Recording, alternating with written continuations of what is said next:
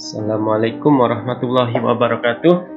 Ketemu lagi bersama saya di pelatihan dalam rangka persiapan uji sertifikasi teknisi akuntansi untuk TUK Prodi D3 Akuntansi tahun 2020. Nah, pada kali ini saya akan menyampaikan sedikit materi berkaitan dengan apa yang akan kita kerjakan nanti pada saat uji sertifikasi teknisi akuntansi.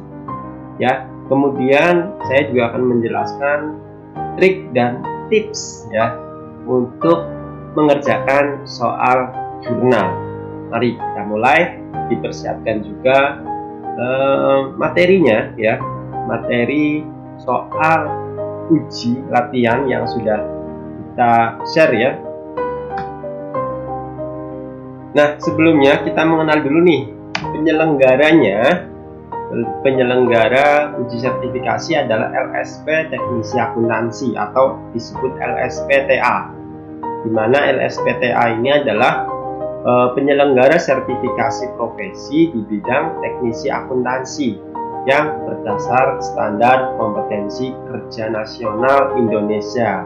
Jadi jika kalian nanti kompeten, hasilnya akan mendapatkan sertifikat yang tarafnya nasional. Jadi nanti akan diakui ketika kalian melamar kerja, diakui untuk seluruh Indonesia. Nah, LSP Teknisi Akuntansi ini sudah dilisensi oleh Badan Nasional Sertifikasi Profesi atau BNSP. Kemudian untuk skema penyusunan laporan keuangan berbasis SAK etap ya, jadi ini skema yang pertama yang harus dilalui bagi kalian yang baru pertama kali mengikuti uji sertifikasi teknisi akuntansi, yaitu untuk skema penyusunan laporan keuangan SAK etap ada 5 unit yang akan dikerjakan nanti, yang pelaksanaannya selama 2 hari. Yaitu ada unit yang pertama menerapkan prinsip praktik profesional dalam bekerja, yang kedua menerapkan praktek-praktek kesehatan dan keselamatan di tempat kerja, yang ketiga memproses entry jurnal, yang keempat memproses buku besar, dan yang kelima menyusun laporan keuangan. Nah, dari kelima unit yang akan diujikan, nah ini pelaksanaan ujiannya untuk unit pertama dan kedua itu soalnya bentuk soal kasus dan pilihan ganda ya. Kemudian sedangkan untuk proses entry jurnal, buku besar, dan laporan keuangan ini praktek secara manual masing-masing waktunya untuk total selama 2 hari pelaksanaan.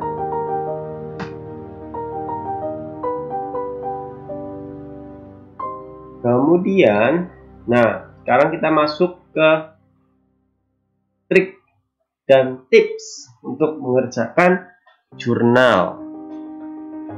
Jadi, agar cepat dalam mengerjakan jurnal, kita menggunakan bukan cara-cara seperti pada saat perkuliahan, tapi ada cara tersendiri agar waktu yang disediakan itu cukup ya. Dalam waktu 2 jam kalian bisa mengerjakan kelima jurnal ini, yaitu triknya tidak berurutan sesuai tanggal transaksinya, tapi kita mengerjakan jurnal-jurnal tertentu dulu. Jadi nanti soal ujian atau soal latihan kalian jangan dibentuk jiliden ya. Kalau nanti pada saat ujian itu bentuknya soal itu hanya di strapless atasnya, itu boleh dilepas terlebih dahulu pada saat ujian ya. Nanti pada saat mengumpulkan kembali baru kalian strapless kembali. Nah, tipsnya yang pertama dikerjakan adalah purchase journal atau jurnal pembelian, kemudian yang kedua sales journal atau jurnal penjualan, yang ketiga cash receipt journal atau jurnal penerimaan kas, kemudian cash payment journal atau jurnal pengeluaran kas, dan terakhir dikerjakan memorial jurnal atau jurnal umum. Nah, ini saya rasa kalian harus sudah memahami masing-masing fungsi jurnal-jurnal ini ya. Oke, kita mulai saja dari purchase journal. Nah, purchase journal ini atau jurnal pembelian bentuknya akan seperti ini ya. Rata-rata jurnal pembelian akan berbentuk seperti ini. Kemudian dokumen transaksinya atau bukti transaksinya itu ada ciri-cirinya. Kalian harus bisa mengidentifikasi dokumen apa yang dicatat di dalam purchase journal. Ciri-cirinya bisa dilihat. Yang pertama, bukti transaksinya berupa faktur penjualan ya, tertulis judulnya faktur, atau ada juga yang tertulis faktur penjualan. Kemudian yang kedua, faktur tersebut kopnya atau kepala fakturnya yang di atas itu adalah nama perusahaan lain ya, nama perusahaan lain. Kemudian ditujukan kepada perusahaan kita ya. Jadi misal soalnya adalah perusahaan PT Zalia, tapi kalau ada faktur penjualan, kopnya nama perusahaan selain PT Zalia, kemudian ditujukan kepada PT Zalia, maka ini adalah dokumen untuk purchase journal. Ini contohnya PT Sedar, kemudian kepadanya PT Zalia. Ya, jadi diingat-ingat ciri-cirinya, jangan sampai salah mengidentifikasi. Kemudian apa cara mencatatnya, cara menginputnya? Coba diperhatikan, di sini ada bukti transaksi, kemudian ada kertas kerja purchase journal. Caranya bagaimana? Ini kenapa harus dikerjakan terlebih dahulu? Karena untuk purchase journal tidak ada proses menghitung sama sekali. Jadi kalian tidak menggunakan kalkulator untuk mengerjakan purchase journal. Bagaimana caranya? Yang pertama jelas ya, nomor faktur dan tanggal kita catat dulu. Kemudian, nah, vendornya adalah PT Sedar, diisikan di kolom vendor. Kemudian total penjualan ya, jadi yang di kolom total penjualan itu dicatat ke kolom merchandise inventory ya. Total penjualan dicatat ke merchandise inventory. Kemudian selanjutnya PPN dicatat ke kolom PAT in. Kemudian utang dagang dicatat ke kolom akun payable. Jadi hanya proses pemindahan saja, pencatatan ulang ya. Tidak ada proses menghitung di sini. Nah, jadi kalian kerjakan dulu dokumen-dokumen mana yang dicatat di dalam purchase journal. Ya, jadi tidak berurutan tanggal, tetapi berurutan kita mengerjakan purchase journal dulu. Itu kalau purchase journalnya sudah selesai, baru kita mengerjakan sales journal yang kedua. Ini bentuk kertas kerja untuk sales journal. Kemudian bentuk dokumen transaksinya, ciri-cirinya. Yang pertama tertulis faktur penjualan, jadi hampir sama dengan purchase journal, tetapi bedanya adalah kopnya untuk faktur untuk sales journal itu kopnya adalah nama perusahaan kita. Kalau di sini kasusnya PT Zalia, berarti kopnya PT Zalia ditujukan kepada PT yang lain atau perusahaan lain. Contohnya seperti ini, PT Zalia ya atasnya, kemudian kepadanya CV Rainbow. Di sini tertulis faktur penjualan. Nah, jadi kalau kalian menemukan transaksi seperti ini, dicatat di dalam sales journal. Bagaimana cara mencatatnya? Kita lihat cara input sales journal. Di sini ada contoh bukti transaksinya, kemudian kertas kerja sales journal. Cara mencatatnya yang pertama jelas nomor faktur dan tanggal ya, seperti biasa nomor faktur dan tanggal, kemudian nama customernya kita catat CV Rainbow misalnya ya. Kemudian apa yang pertama kita catat? Total penjualan dimasukkan ke kolom sales ya. Kalau sudah, PPN jelas ini ke VAT out karena penjualan namanya VAT out. Piutang dagang atau kadang juga ada soal yang tertulisnya itu total total penjualan gitu kan ya, atau bisa juga kalau di atasnya itu penjualan, bawahnya total piutang gitu kan. Nah, intinya yang ada nominal paling besar itu dimasukkan ke dalam akun receivable. Itu untuk faktur penjualan sales journal. Lalu ada kolom cost of merchandise sold dan merchandise inventory. Nah, gimana ini cara mengerjakan kedua kolom ini? Angkanya dapat dari mana? Ya, yang bingung, cost of merchandise sold ini sama saja dengan cost of goods sold atau COGS. Kita hitung dari data inventory card yang sudah tersedia. Jadi nanti pada saat uji sertifikasi kalian tidak menghitung inventory card sendiri. Inventory card-nya sudah disediakan yang terisi lengkap ya.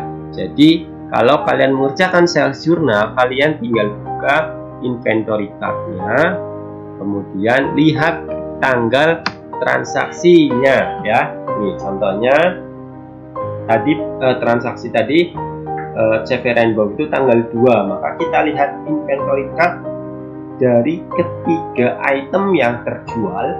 Kita lihat tanggalnya tanggal 2 ya, dilihat tanggalnya nanti. Kalau misal bukti transaksinya tanggal 10 ya lihat baris tanggal 10 gitu. Kalau tanggal 15 ya lihat baris tanggal 15. Kemudian yang diperhatikan adalah nominal dari kolom total di out ya. Total outnya.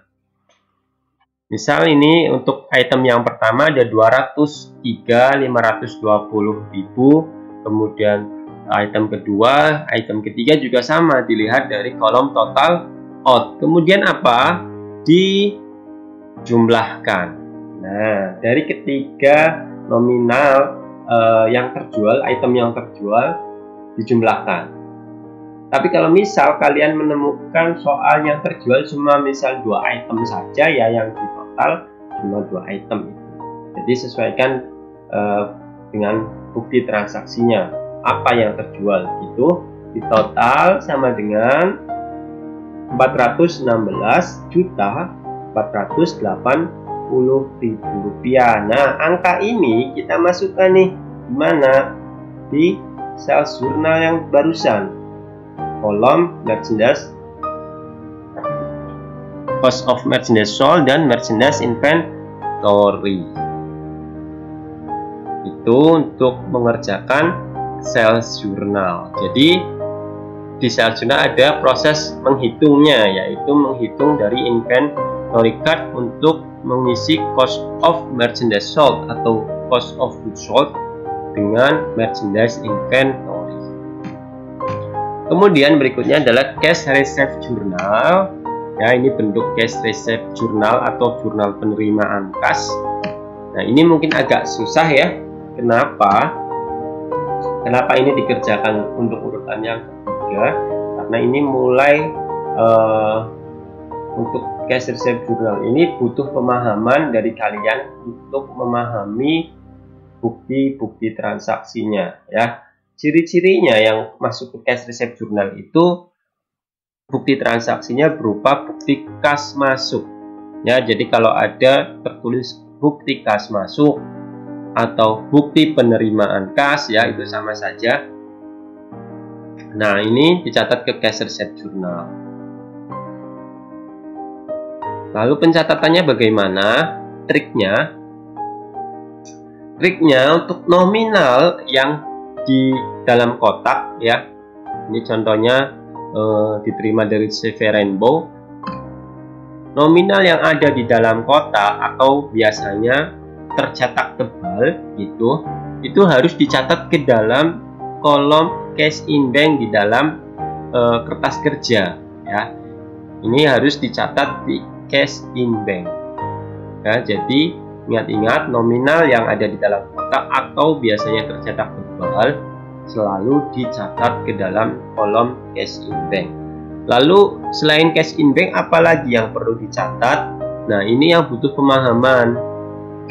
Kalian harus bisa mengidentifikasi dari keterangan yang tertera di bukti kas masuknya. Misal ini saya contohkan CV Rainbow, keterangannya yaitu pelunasan atas penjualan kredit. Nah, pelunasan atas penjualan kredit berarti ada pembayaran piutang, maka dicatat di account receivable. Kemudian misalnya masih dalam periode diskon, berarti ada pencatatan sales diskon gitu. Atau bisa saja keterangan-keterangan yang lain yang berkaitan dengan pengeluaran kas.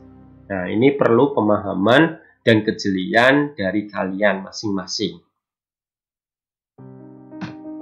Nah, selanjutnya cash payment journal atau jurnal pengeluaran kas. Ini contoh kertas kerja untuk cash payment journal. Kemudian bukti dokumennya ini sama ya, hanya cirinya tertulis bukti kas keluar, kopnya perusahaan kita masing-masing. Misalnya di sini PT Zalia, ya. Kemudian ada bukti kas keluar, berarti ini dicatat ke dalam cash payment journal. Bisa saja istilahnya bukan bukti kas keluar, kadang ada yang istilahnya bukti pengeluaran kas, misal gitu ya. Jadi kalian harus bisa mengidentifikasi. Kemudian pencatatannya seperti apa? Ini juga butuh pemahaman juga ya. Sama seperti cash receipt journal, nominal yang ada di dalam kotak atau biasanya tercetak tebal ini selalu dicatat ke dalam kolom cash in bank yang ada di sisi kredit, ya. Kemudian selain cash in bank, apa lagi yang dicatat? Nah, ini kalian perhatikan dari keterangan yang ada di bukti kas keluar. Misalnya ini dibayarkan kepada bagian penggajian, keterangannya pembayaran gaji karyawan yang terutang. Berarti ada pembayaran utang gaji di sini. Maka selain kreditnya cash in bank, pencatatan debitnya adalah pembayaran utang gaji atau accrued expense, ya. Accrued expense di sebelah debit. Karena kolomnya nggak ada, maka dicatat di kolom order. Seperti itu. Jadi harus bisa mengidentifikasi keterangan-keterangan yang tertera di dalam bukti transaksi. Itu untuk cash payment journal. Selanjutnya adalah memorial journal. Ini bentuk memorial journal ya. Jadi debit kreditnya nama akun ditulis secara manual, debit kreditnya juga. Dokumennya, apa yang dicatat ke memorial journal adalah transaksi-transaksi yang tidak bisa dicatat ke dalam keempat jurnal tadi yang sebelumnya dijelaskan, ya. Biasanya yang keluar itu adalah transaksi retur penjualan dan retur pembelian. Kalian harus bisa membedakan mana bukti transaksi untuk retur penjualan, mana retur pembelian. Cirinya lihat ya, mungkin tertulis sama-sama nota kredit, tapi yang membedakan adalah perusahaannya mengeluarkan atau dilihat dari kopnya, ya. Yang pertama ini kopnya PT Zalia, maka ini adalah bukti transaksi retur penjualan ya. Sedangkan yang kedua, kopnya PT Ginanjar ditujukan kepada PT Zalia, berarti ini transaksi retur pembelian yang cirinya nota kreditnya berupa kop perusahaan lain. Nah, ini dicatat ke dalam memorial jurnal. Dua soal ini sering keluar ya, sering keluar. Jadi kalian harus bisa memahami cara mencatatnya, karena di dalam memorial jurnal tidak ada nama akun yang sudah disediakan. Jadi kalian harus bisa memahami apa yang dicatat ketika ada retur penjualan dan apa yang dicatat ketika ada retur pembelian. Ini tipsnya untuk pencatatannya. Ketika ada transaksi retur ya, misal ini saya contohkan retur penjualan. Ada retur penjualan yang berupa nota kredit kopnya perusahaan kita ya. Kalian lihat sales journal. Bagaimana mencatatnya? Kalian lihat sales journal dulu. Di sales journal itu debitnya adalah akun receivable dan cost of merchandise sold. Kreditnya sales, VAT out, merchandise inventory. Untuk mencatat retur penjualan, kalian balik saja apa yang ada di debit dijadikan kredit, yang ada di kredit dijadikan debit ya. Akun yang ada di sales journal dibalik posisinya. Untuk akun sales diganti dengan nama sales return. Nah, lihat nih. Nah, ini contohnya ya, bisa dilihat salesnya ganti nama menjadi sales return. Sales sama VAT out yang ada di sales journal sebelah kredit, ketika ada transaksi retur catat di memorial menjadi sebelah debit. Akun receivable ada sebelah debit di sales journal, dicatat ke dalam memorial ada di sebelah kredit. Dan merchandise inventory COGS juga dibalik gitu ya. Sedangkan nominalnya untuk sales return, VAT out sama akun receivable itu tertera di bukti transaksi nota kreditnya. Sedangkan untuk merchandise inventory dan cost of merchandise sold itu kalian hitung dari inventory card. Caranya sama, kalian lihat tanggal transaksinya kemudian dihitung total nominalnya ya. Untuk retur pembelian caranya juga sama, kalian lihatnya dari purchase journal. Purchase journal kemudian tinggal dibalik, yang ada di debit jadi kredit, yang ada di kredit jadi debit, tanpa mengubah nama akun sama sekali. Itu lebih mudah gitu ya. Kemudian ini saya beri estimasi waktu pengerjaan untuk mengerjakan jurnal. Dari pengalaman saya, banyak sekali teman-teman yang tidak kompeten di jurnal ya, tidak kompeten di jurnal karena mungkin terlalu lama mengerjakan atau tidak memahami trik-triknya sehingga kehabisan waktu. Nah, ini estimasi saja. Kalian mengerjakan purchase journal itu biasanya soalnya antara 3 sampai 4 soal. Kemudian maksimal itu 15 menit harus selesai. Itu maksimal sekali. Saya rasa kurang dari 15 menit bisa, karena tidak ada perhitungan di situ. Kemudian sales journal, estimasi soalnya sekitar 4 sampai 5 soal dengan waktu maksimal 15 menit. Kalian harus sudah selesai mengerjakan sales journal. Kemudian cash receipt journal sekitar 7 sampai 8 soal, waktunya 30 menit harus selesai. Cash payment journal 8 sampai 9 soal, 30 menit. Memorial journal itu sekitar 2 sampai 3 soal, yang paling banyak 3 soal, biasanya 15 menit harus